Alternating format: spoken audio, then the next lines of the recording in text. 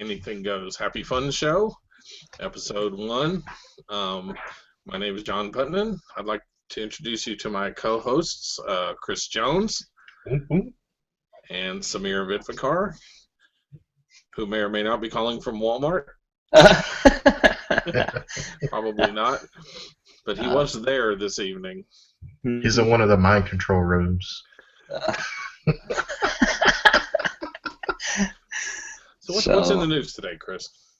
The founder of Nintendo passes away at 55. His name is Satoru Iwata. I probably butchered that name. But this kind of brings me back to the days that, I used to play video games. I started with an Atari or a Commodore 64, if anybody remembers those systems. And Nintendo, that's actually a big thing because Nintendo was one of the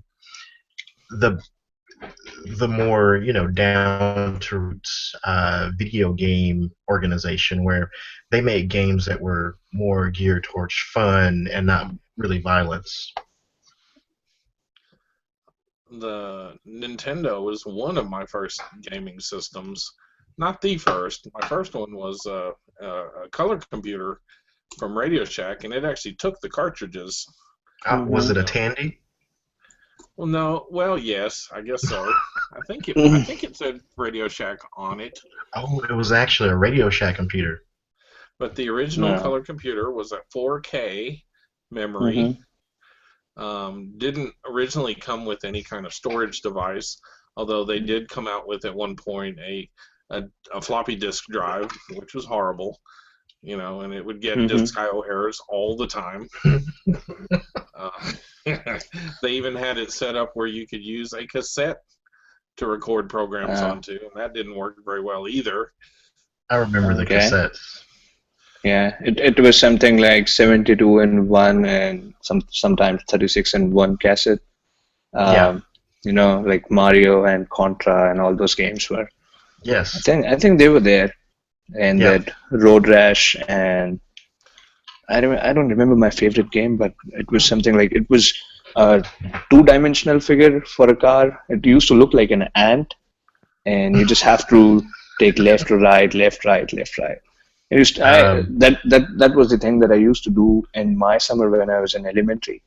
I remember that game. I think it had like potholes in the streets, and if you hit the potholes, then the game restarts. Right. Yeah, I remember that game. Yeah, I do. I think my favorite game on the Nintendo was, of course, I think Super Mario Brothers. I also liked Bionic Commando, which was kind of weird, but we had a bunch of games for it, but most of them don't stand out today. Pac-Man is still king of video games. Yeah. And I remember we had Mario and what was the name of the other guy? The one in the green, that Luigi. dress. Luigi, yeah, right. And I remember like the 8th level of that game was so difficult to clear at that time because you enter a pipe, then again you are out of another pipe, then again you go into some other dig and you are out of the another dig. And then you had some challenges of collecting coins so as to boost your energy because there was one dragon who used to fire like anything. Yeah, King Koopa. King Koopa, right. Yeah. That's right. So, Samir, did you played the original Nintendo? Yeah, I did. I had that, The one with the gray box and the little lid in the front, and you'd put the cartridge in there. That's right. But you had to blow it. To work. I think we used to have that thing. The company was Samurai, I think so, and we used to put that cassette in the middle of that thing, and we had those two remotes. And me and my brother used to fight over who's going to be the first player. That is Super NES that has the top loading cartridges. That's right, and it was Nintendo. I think it came somewhere in I think in the year 2000 or somewhere around 1990s and between 2000. I think that was Super NES, but it still had Mario on it, so it was Right, still right, right. Nintendo. Mm-hmm. That's right. And I think I had that pocket game with me, like Oh, a Game long, Boy, yeah, a Game Game Boy, Boy. like a biscuit, a Yeah, sort of a biscuit, a long biscuit. Yeah, and it So had. Mhm. Samir is a little bit younger, so his memories are a little bit later in the life cycle. Not with the Right, original Nintendo system, but the Super NES, right? yeah, right. yeah. That was Super Was that the NES. one that came right after? I Yes, think. right after Nintendo, it was Super NES. Yeah, but it had almost the same game, like the series of games were almost the same. Oh yeah, I mean it was the same architecture, just a little bit more better graphics, but the systems were still the same and the cartridges were smaller. Right. Mm-hmm. Were the graphics better? Yeah, and the graphics were better. Better. Yeah, Yeah. and even the sound was better. Hmm. So was Nintendo still king of the market at that point? Um, Uh, no, because Sega came out, hmm. and they were in battles with Sega when Super NES came out. I even think PlayStation One started its debut a little bit after the Sega Genesis. You know, there was Sega Dreamcast, but really that was Nintendo's flagship video game console was the Super NES. Hmm. So they were rulers of the video game, war at that time. Right. Right. Yeah. And If you want to back up to the very beginning, I was telling the guys earlier today that there was a movie that came out about the Atari 2600 and about the ET game that came out on it and whether or not it caused mhm. the demise of the did I say Atari? Yeah, Yeah, it of was the Super Mhm. Atari. Atari Corporation. So it's kind of an interesting movie if you want to get a little insight into the early days of video gaming and console games. And I think it was interesting at the very beginning that you had console games that the graphics were really pretty sharp on, and then they came out with the 2600 for home use, which was really quite inferior in a lot of ways to those, Yeah. but it was the Right. first one that you could take and hook up to your TV and have it in your home. So it's quite a leap forward in technology. Mhm. Oh, So how do you account I for that difference? I guess I just didn't understand, Chris Jones, why why they could put such nice graphics into a console in the arcade, but not have that kind of same level in your home. Well, in those days, I mean, it was just like movie theaters. And movie theaters today, why do they offer you so many things in movie theaters? Popcorn, and they let you eat there, and you get 3D, and you get the bigger screens. It's because we're Mhm. still we're still trying to stay out of the house. We need to get out and socialize, and that was one of the key factors I think around arcade systems where it was in your favorite pizza joint. So you went out with your friends, you hung out, you ate pizza, you drank soda, and you just had a good time instead of being cooped up in your room. If you compare it with kids today, um, and me, I still play video games, but if you compare it to younger kids, they don't really know about arcades that they can go to and spend all day with their friends. They can just pop a disc into their Xbox or PlayStation or computer and play it Right. without having that interaction. Mhm. So are you alleging that they designed systems that were purposely inferior to arcade games? Yes.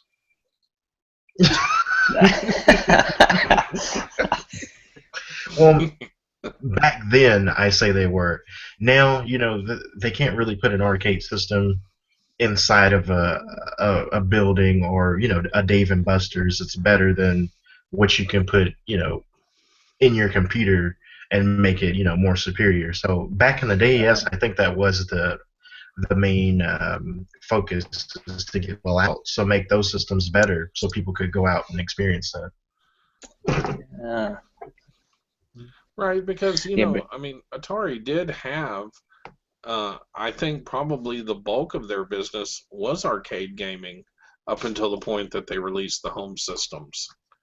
So Right, that in a way and they may have been motivated to not want to compete with themselves in that way. well, I mean, not only that is, in those times you really couldn't afford a $400 or $500 gaming console, but you could afford $5, of quarters to put in the gaming systems, in the pizza joint. right. True.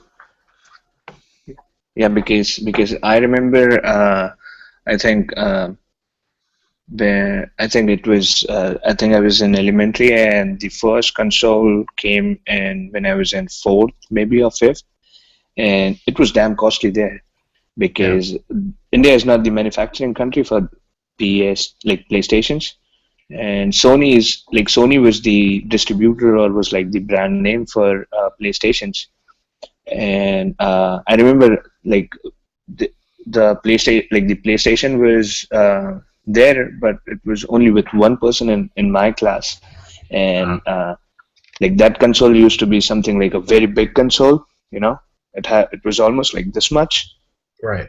and it used to get that disc going sideways, and then something came up with that portable PlayStation that was like a handy one, Right.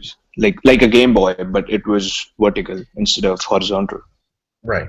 I think it was Yeah, a so PlayStation I remember that thing. Vita. I think it was a PlayStation Vita Hmm. that they came out with that was handheld, similar to what the Game Boys were when Sega was still around. Right. Yeah. I mean, Game Gears, not Game Boys, but Game Gears were the colored screens that Sony created, and the next person that did that was Sony with their PlayStation Vitas. Hmm.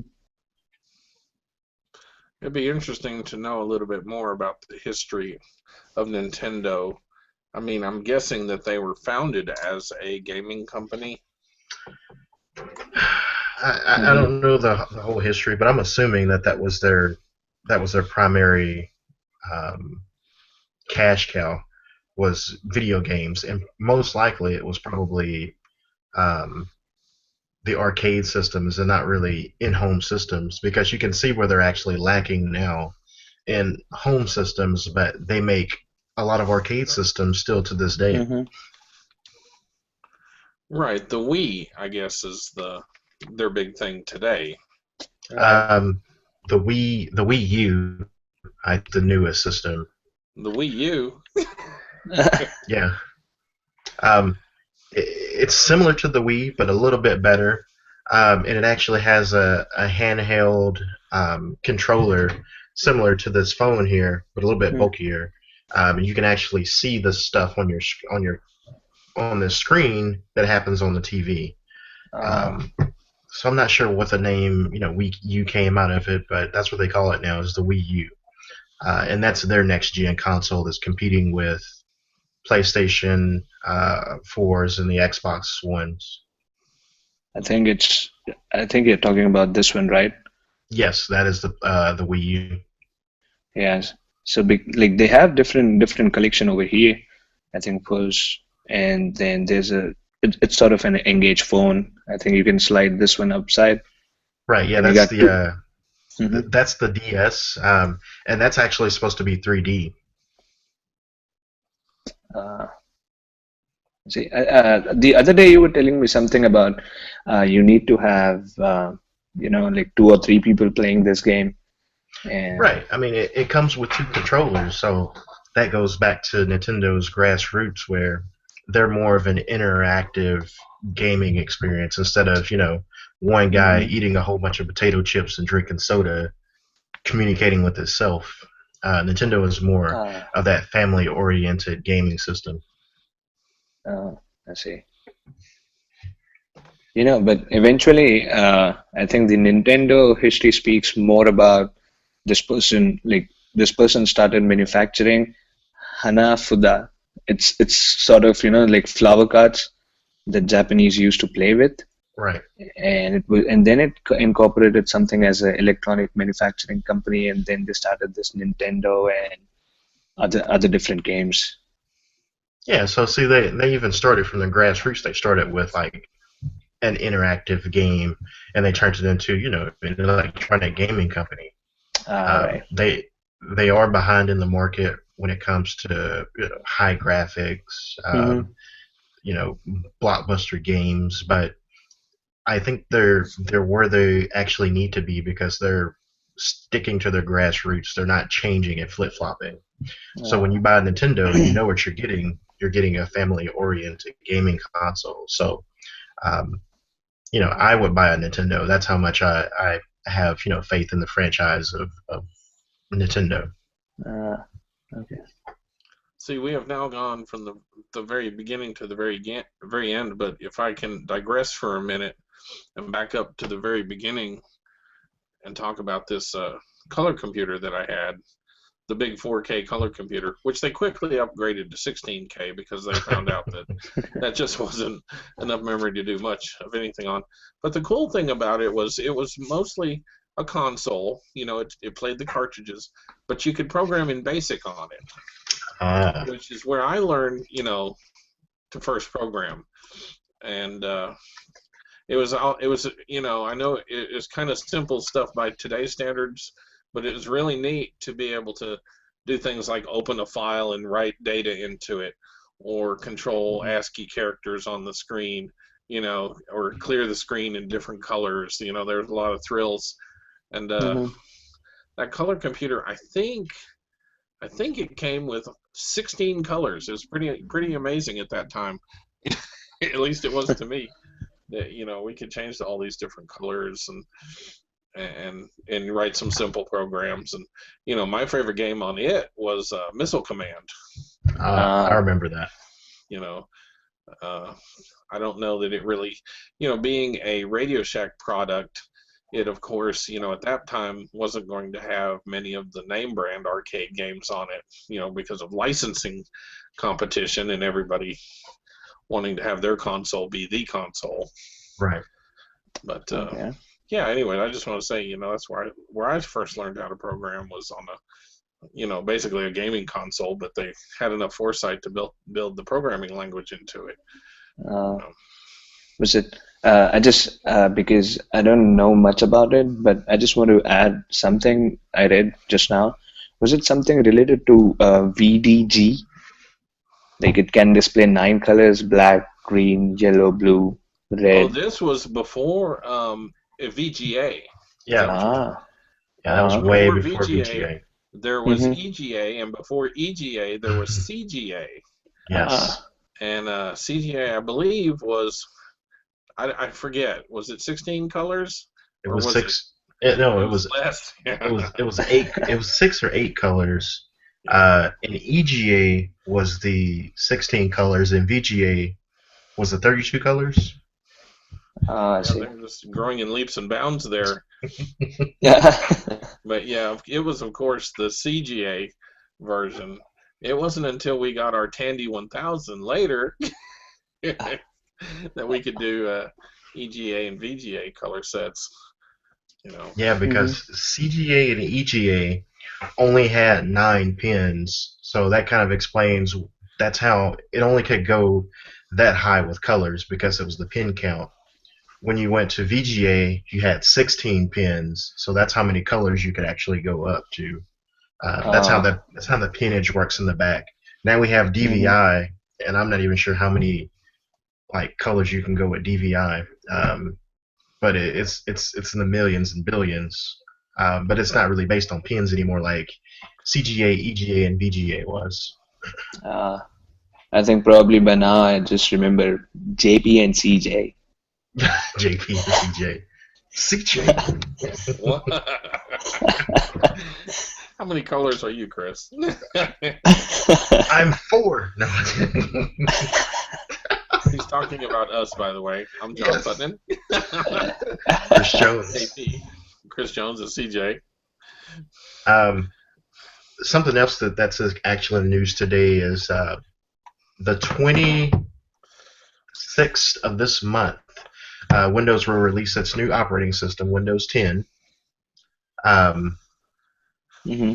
and Windows 10 is supposed to be Windows' very last operating system. They're not making another operating system. They're going to continue to stay with 10 and just do patches. Oh. Uh-oh. I'm not sure. I'm not sure if I believe that. Well, I'm not sure if I believe it either.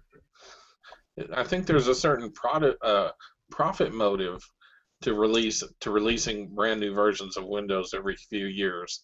You make everybody buy a new one. Exactly. That's been their business model forever. And if you guys lose me, my computer just told me that it had 14% of battery left. This behemoth of a laptop. Hey John, I think is is it something like, we were talking about negotiation and how they attract people. I think it was something. I think this is something like highball or lowball. Just making people don't remember exactly about Windows 10 and making them think more about it's going to be the last version. So people they start buying this thing. Yeah, I might call that social engineering. Or creative advertising. Oh, I see. Chris Jones. I can switch. What's going on, Chris Jones? Oh.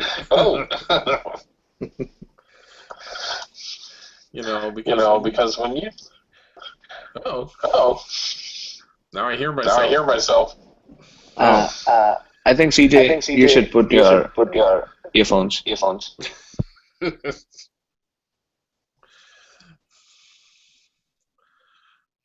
So then, keep going. I'm looking for earphones. Okay. Yes, so John, you were telling me something about Windows 10. Oh well, I was just going with Chris Jones's point. Where his point was that they're selling it as the I guess the last operating system you will ever need to buy, but it just makes me wonder if that isn't creative advertising that they came up with, because like Chris said, I mean their business model to date has been to sell a new operating system every couple of years, every few years. So how are they going to make money if they don't sell a new operating system every few years?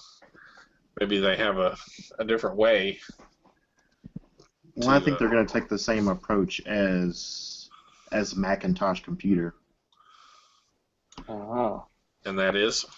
Well, Macs stay on the same operating system, so they haven't changed their version or number of their operating system, but they have charged for updates and upgrades, and when you get a new computer, you're going to have to get the newest patches and upgrades to that system. Let's see.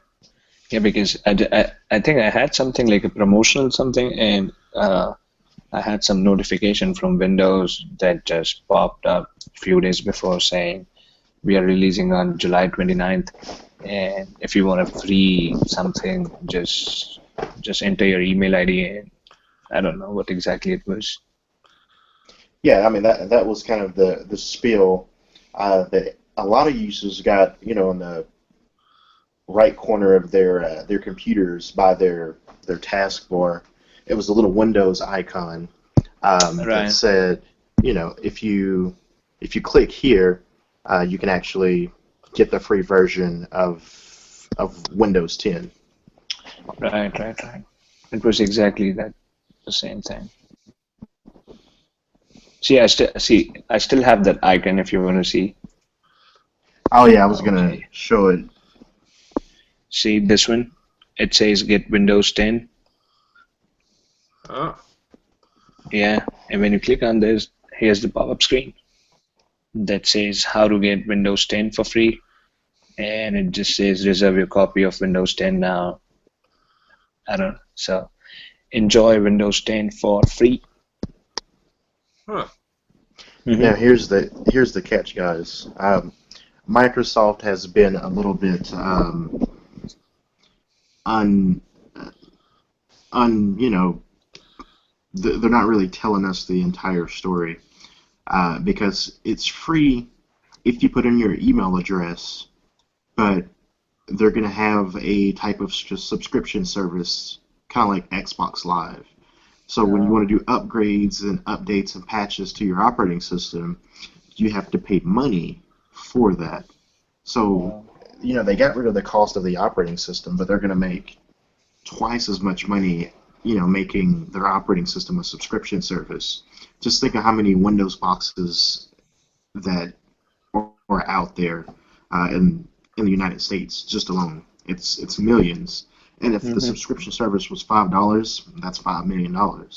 Easy. But I know there's way more than, a million people that have Windows on their PCs. Oh.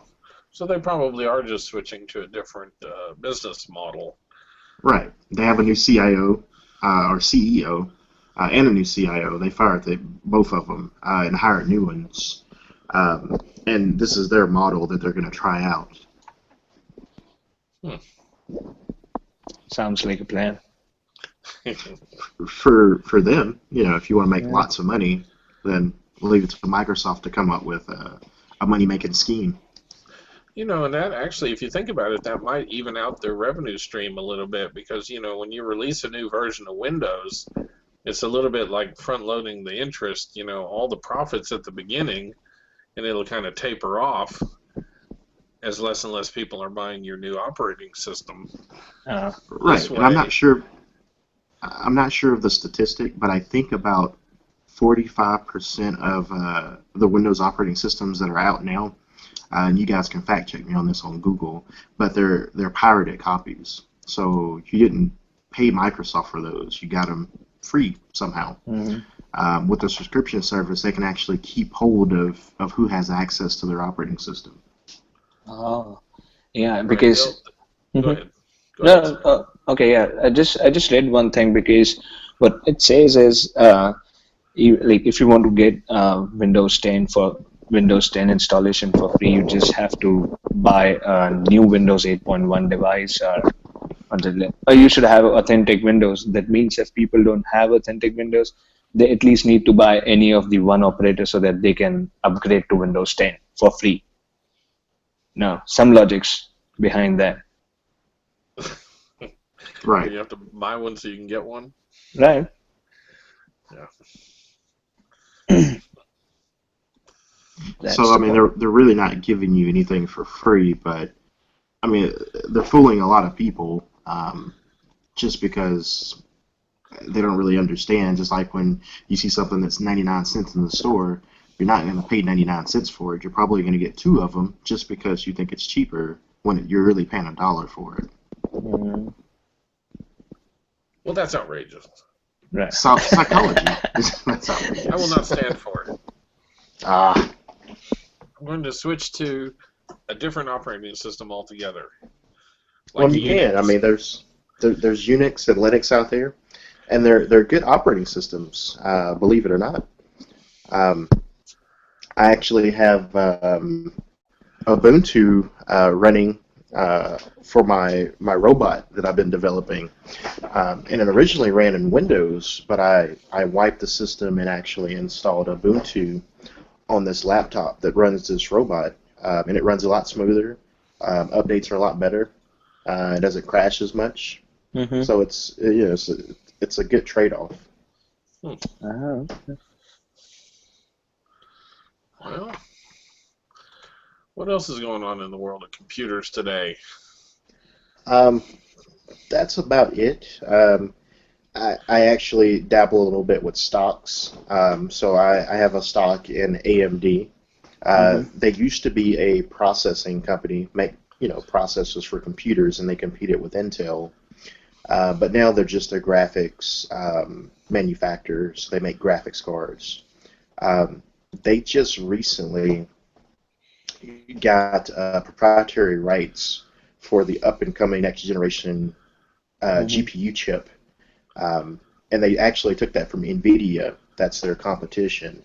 So if AMD buys up all of the the processors, which they will, NVIDIA would actually be 3 to 5 years behind without getting that chip up front.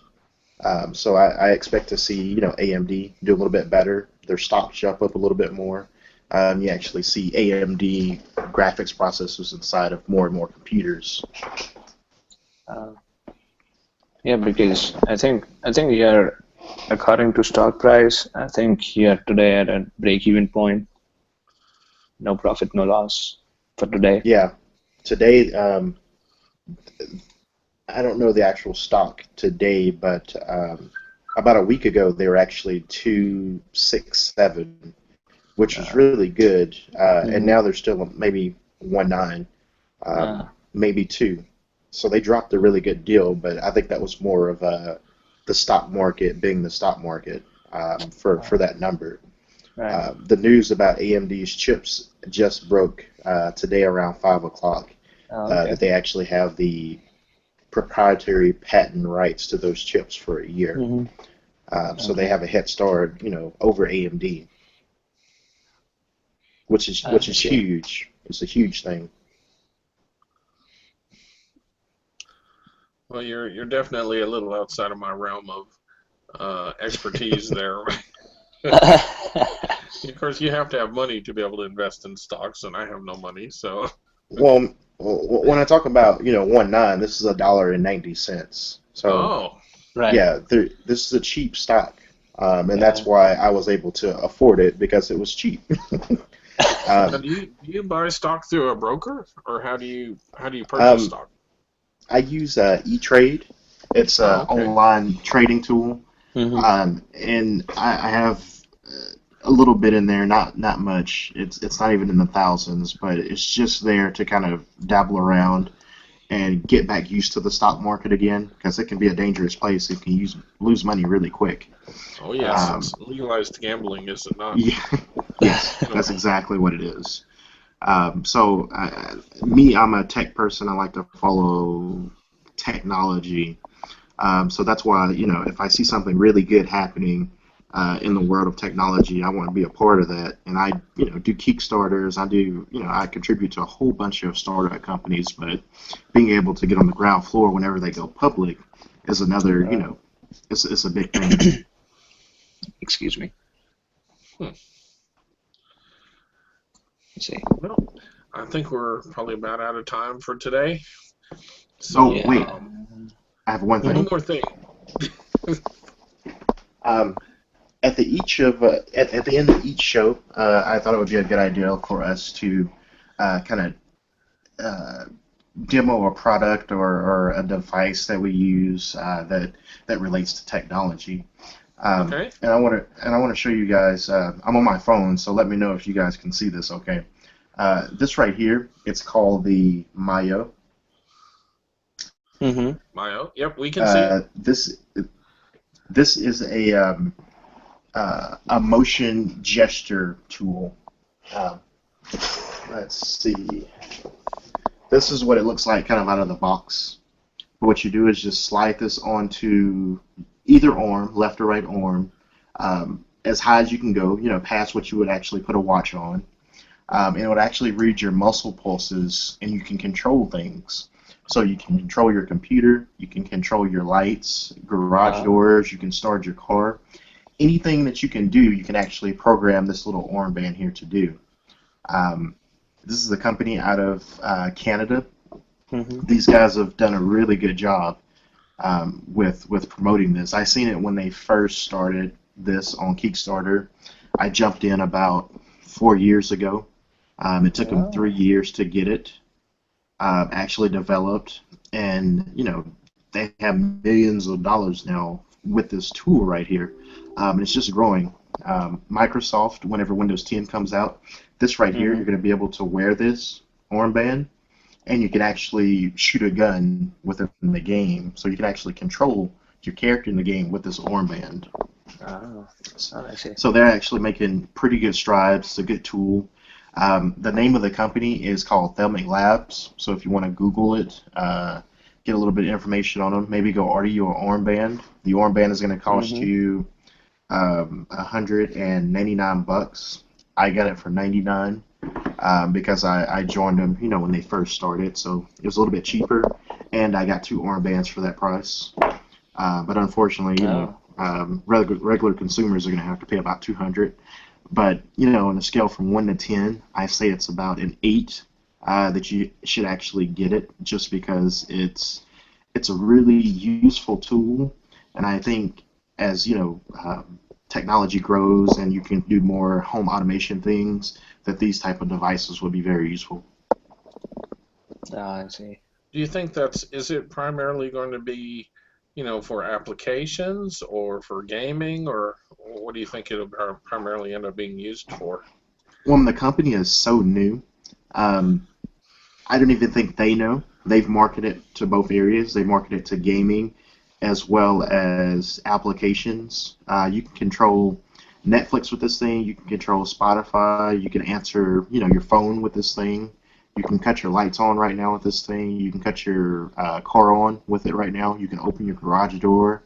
You can change your TV. It actually works with the Oculus Rift, which we can talk about on our next show. That's another Kickstarter tool that I purchased. They were actually bought by Facebook for a couple of, I think it was about 80 or 90 million. So it was a really good buy. So now Facebook owns Oculus Rift, but Thelmic Labs has been working with them to do augmented reality and having this armband on to actually put you inside of the game. Oh, I see. Do you think it would work on my dogs? No. Well, I was thinking maybe, if they wanted to open the refrigerator door. It can't work on dogs because your dogs have to have the big enough forearm for this thing to actually go on. But Right. you could wear this and you could actually, start an automatic feeder with your hand with this gesture control tool, or you can open the refrigerator from your hand from the gesture control tool. But your dogs can't wear it. It's not waterproof yet, so you can't wear it in the shower. A lot of people actually asked to have this thing waterproof. That was one of the wishes that everybody that was in the Kickstarter requested. Why? And I think that if you're listening to music, and a lot of people listen to music in the shower, and you want to turn off your lights or you want to change the channel, that you're listening to, you can do that with this armband instead of getting out of the shower and getting the water all over the floor. Okay. You could have one for both arms. Yes, and this right here, they said you can actually have it for both arms and both legs. I'm not sure what you can do with your legs because it actually reads your muscle pulses. So based on, the pulses that are coming from these fingers right here, that's how you can control things. And your feet aren't really programmed to do that. Well, you could You'd have probably to train wiggle your them. big toe. And, Yeah. Right, and it would have to be pretty precise. Yeah. You can do some neat things by wiggling your big toe, That's right. which I personally have been waiting for to be on the market. Because, usually my hands are full, I'm busy, typing a Word document or something, and, I need to do some technology with my toe, like change the channel on the satellite. Well, you can do that right now. Just throw your remote on the floor and stomp on it. You know what? You just solved a problem. There you go. I think Put the phone on the floor and stomp on it. I think it can work for you because then people just have to send you an email and you can use your pulses to correct things on their desktop. Yeah. That's right. I really want something that reads my dog's brainwaves, though, because I feel like, they're smart, but they just need technology to help them break out and really utilize technology. If you stay tuned, I can show you a device that they have for dogs that can actually read their EEG pulses. And it's by the same company that makes the headsets that I can also demo on this show. Yeah. I guess my concern is their thoughts might be kind of random, and not necessarily reproducible. But everybody's thoughts are random. but this company that made this EEG device for dogs, they've been doing it for years, and they brought it down to a science. So it's pretty good. You have an excellent point there too, though, because even people don't react to the same situation exactly the same 2 times in a row. Right. It depends on your mood. It depends on the environment. Depends on if you had a long day. What's going on at home. If you've been drinking. If you've been drinking, you're slightly intoxicated. You may be more irritable than you were the day before. Maybe 5 thoughts at the same time. Oh. Yeah. Like 6, 7, 8. So do you program this device? I mean, do you actually work with it and train it? Is that how it kind of gets up to speed? The one for humans, you do have to train it. You have to tell it, this is your thoughts. So, it can display things on the screen and get your reaction from that. And the dog version also does that same type of training. So it says, give your dog a treat, and the EEG device will start recording that reaction. And it'll have you continuously do those things to compare the EEG pulses, because everybody has the same megahertz that comes from your brain. That's how they measure EEG pulses. Of course, like you said, they're early in the development cycle, and it makes me kind of think of how voice recognition started. When voice recognition first came out, you had to program it, and then even then, it wasn't very effective. It didn't always know what you were saying, but through time and development, this software got very sophisticated. So most of us can talk to a computer on our phone now, and it pretty well understands what you're saying. So maybe that's where this is going to go also. Yeah, and EEG is fairly new. I've been following it ever since it's been consumer grade and somewhat affordable. And it's interesting technology. I've used it on myself. I've wrote programs that can read EEG data. I've built devices, so it's out there. So it's just like the voice recognition things. It's almost there. I see. Yeah. Well, that's interesting technology. So, right. Samir, do you have anything you'd like to plug? You guys want to see you guys want to see some video on this thing? I have a video for my thing for like this gesture control armband. I have a video. It's a 1-minute video. If you guys want to see that, we can pop it on our Facebook channel, and we can see the comments that we can get from that video. So Samir, if you have that. We'll put a link on our Facebook page, and that was the thing that I wanted to tell everybody was that go find our Facebook page.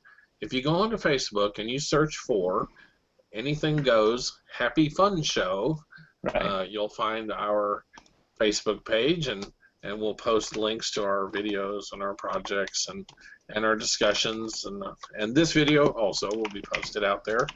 So we'd like you all to join us and take a look at our discussions of technology and other things. Any last words, guys? Like, share, and comment. Oh man, that's good. Wait, what is it again? Like, share, share, and comment. Yes. Like, share, and comment. Absolutely, please do. So, and Chris, follow me on the flip side. We'll see you on the flip side. So, good night, everybody. Good night.